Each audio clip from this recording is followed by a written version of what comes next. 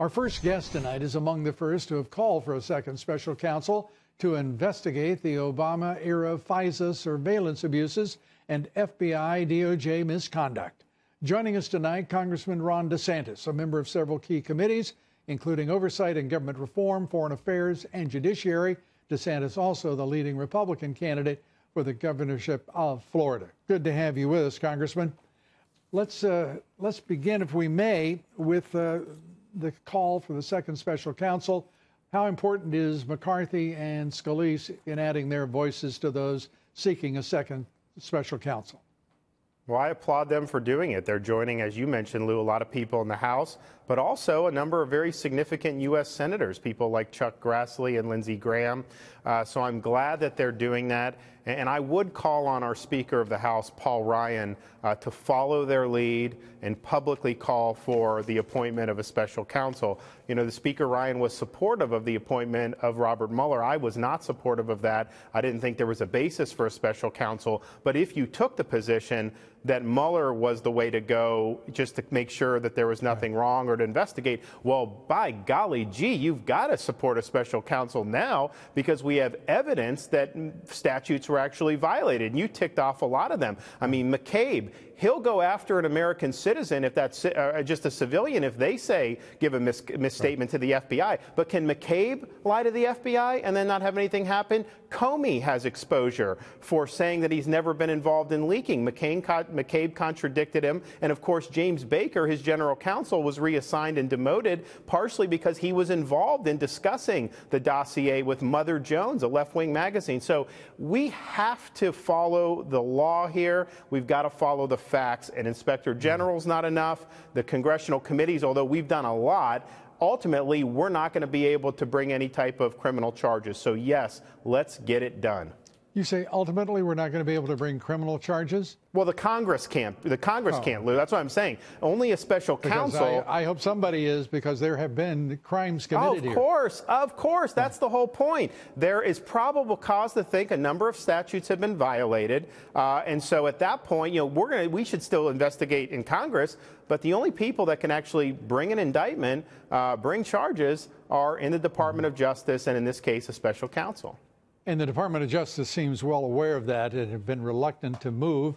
The Attorney General, I frankly think every day that goes by is just, frankly, another weight around the Attorney General's neck here, because it just makes no sense that he would continue to procrastinate and not seize the moment to get to the bottom of corruption throughout the department that he is responsible for, as well as the FBI.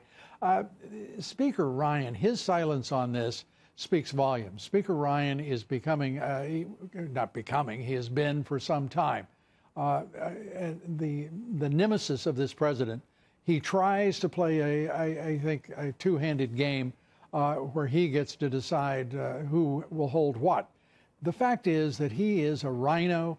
He is working against the president. He is representing the Business Roundtable. He is representing the Chamber of Commerce and not the American people. How much longer can the conference put up with him?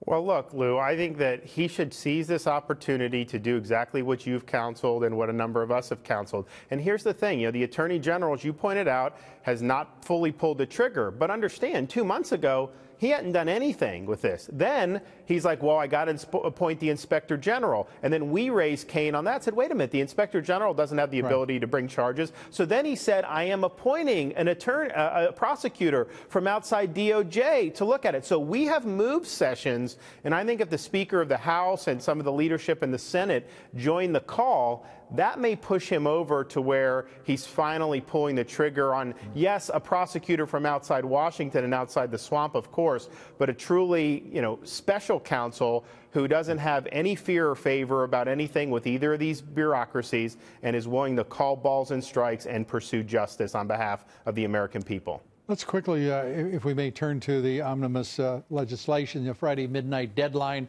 on shutting down the government. The Omnibus bill moving now, and do you have time to, if you can reach agreement on its content, do you have time to beat that deadline?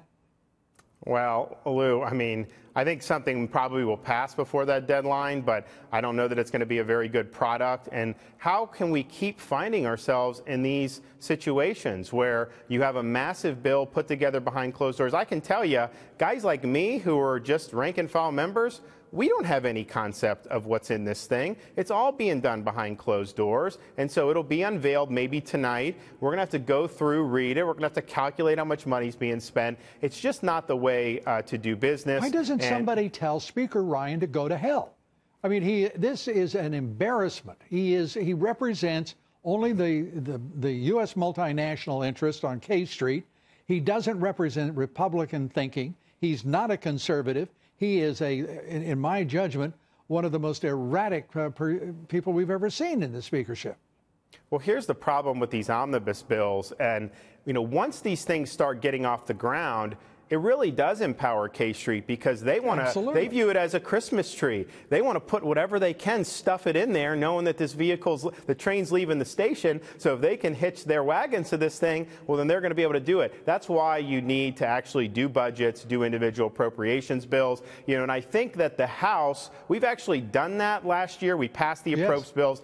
The Senate has not passed a single standalone appropriation bill, I think, in like 6 or 8 years. And so whatever criticism of the House, and there's definitely fair criticism there, the U.S. Senate has proven itself to be incapable of doing the core function of the Congress, which is to pass these appropriations bills in a transparent and open way so that the American people know how their money's being spent and we're doing what needs to be done. And the problem is this is like Groundhog Day. Same thing over and over again. Yeah. We got to call a different play at some point to try to get some better results.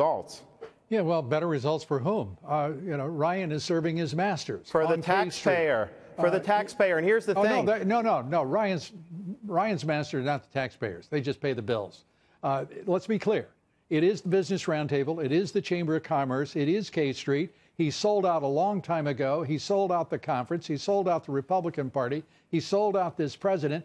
And he would sell out his mother based on his record of 20 years and such little accomplishment and absolute favor for all of his dearest friends who write big checks. Well, so here's what I would say, Lou, about the Senate, though, is that they say, oh, we need 60 votes. Well, actually, no, you need 50 votes. It's only 60 if they mount a filibuster. Make Schumer get up there and filibuster. He's going to be able to say, I'm shutting down the government. I'm not even allowing a vote on a military spending bill or something, or funding our VA. We've never called his bluff on that, though. And so they basically get away with saying, I'm going to threaten a filibuster. Therefore, you got to do a big omnibus bill. And then I get all the pork that I want. So at some point, you have to press your advantages. Congressman, I couldn't agree with you more. Unfortunately, the awkward thing is the Senate is controlled by the Republican Party, the House by the Republican Party, and the White House. And right now, what we're looking at is a Democratic omnibus bill that looks like the only way in which to avoid a shutdown of the government come Friday. And that's because there's a definite lack of principle and guts at work. And you and many of the folks that you and I know are the exceptions, and we deeply appreciate it.